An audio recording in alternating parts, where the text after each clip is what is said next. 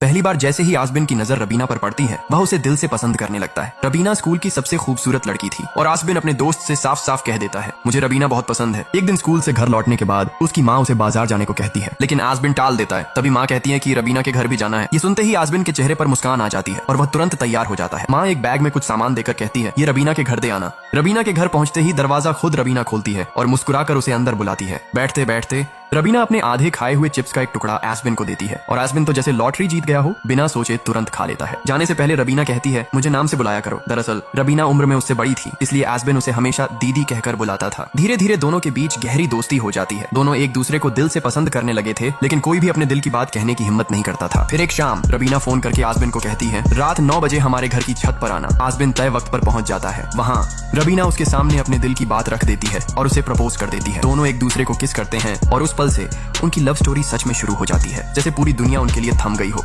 आसबिन और रबीना की प्रेम कहानी अच्छी खासी चल रही थी। दोनों एक दूसरे के साथ बहुत खुश थे, लेकिन एक दिन सब बदल गया। आसबिन के घर के सामने पूजा हो रही थी और उसकी माँ ने उसे कहा कि प्रसाद रबीना के घर देकर आओ। दिल में क्रिस्टोफर ये नाम सुनते ही आसबिन के पैरों तले जमीन खिसक जाती है। टूटे दिल के साथ वो घर लौटता है और पूरी रात रोता रहता है। अगले दिन स्कूल का पिकनिक होता है, सब मजे कर रहे होते हैं, लेकिन आसबिन चुपचाप कोने में बैठा रहता है। उसका दोस्त वजह पूछता है और सलाह देता है कि रबीना से बात करो। हिम्मत करके आसबिन उसके पास जाता है, लेकिन रबीना सामने से उसे अपमानित कर देती है और कहती है, तुम मुझे दीदी कहकर बुलाओ। ये सुनकर आसबिन को यकीन हो जाता है कि रबीना ने उसे धोखा दिया है और उसकी मोहब्बत एक ही पल में खत्म हो जाती है। रबीना ने जब आसबिन को सबके सामने अपमानित करके उसकी जिंदगी से निकाल दिया, तब वो अंदर से पूरी तरह टूट चुका था। प्यार पर उसका भरोसा ही उठ चुका था। सालों बाद एक दिन आसबिन अपनी सहेली की शादी में जाता है और वहाँ उसकी नजर एक लड़की पर पड़ती है, मीरा। वो उसे देखकर हाथ हिला रही थी। दरअसल मीरा आसबिन को पहले से जानती थी। शादी के बाद मीरा इशारे से उसे बुलाती है कि वो उससे मिले। दोनों मिलते हैं और उनकी दोस्ती गहरी होती जाती है। मीरा आसबिन का ख्याल रखती है, उसके साथ हंसती खेलती है, तस्वीरें खिंचवाती है और धीरे धीरे उस पर दिल हार बैठती है। एक दिन दोनों नदी किनारे बैठे होते हैं, तभी मीरा आसबिन को प्रपोज कर देती है और फिर उसे किस कर देती है। उस पल आसबिन के जहन में रबीना का धोखा फिर से ताजा हो जाता है, लेकिन थोड़ी देर सोचने के बाद वो हाँ कर देता है, क्योंकि सच यही है, जिंदगी में हर कोई सही इंसान का इंतजार करता है और आसबिन के लिए वो इंसान थी मीरा।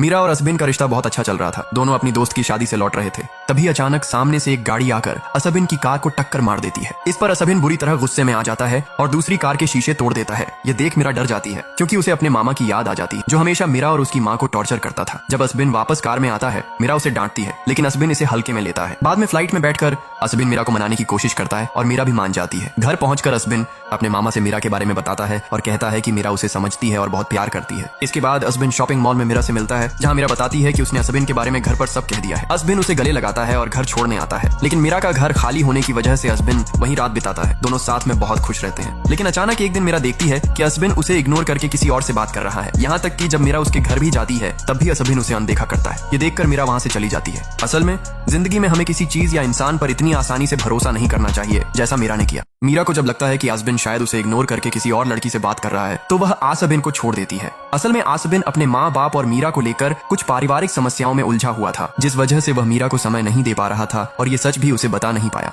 कुछ दिन बाद जब आसबिन मीरा से मिलने जाता है और सब कुछ बताने की कोशिश करता है, तब मीरा उसे बताती है कि वह अब किसी और से प्यार करती है और उसी के साथ है। ये सुनकर आसबिन हैरान रह जाता है, मगर कुछ कहता नहीं। अगले दिन मीरा आसबिन को अपने घर बुलाती है। वहाँ जाकर आसबिन देखता है कि मीरा अपने नए बॉयफ्रेंड के साथ बैठी है। आसबिन चुपचाप वहाँ बैठता है। जब मीरा का बॉयफ्रेंड चाय बनाने जाता है, तो मीरा उसे कहती है कि आसबिन की चाय में अदरक डालना, क्योंकि आसबिन को अदरक वाली चाय पसंद। ये सुनकर आसबिन चौंक जाता है कि मीरा आज भी उसकी पसंद याद रखती है, लेकिन आसबिन कुछ कहे बिना वहाँ से चला जाता है। वह एक उम्मीद लेकर आया था कि शायद मीरा अब भी उसका इंतजार कर रही होगी, मगर मीरा को किसी और के साथ खुश देखकर उसका दिल भर जाता है, क्योंकि असली मोहब्बत पाने से नहीं, बल्कि अपने प्यार को खुश देखने में सबसे ज्यादा सुकून मिलता है।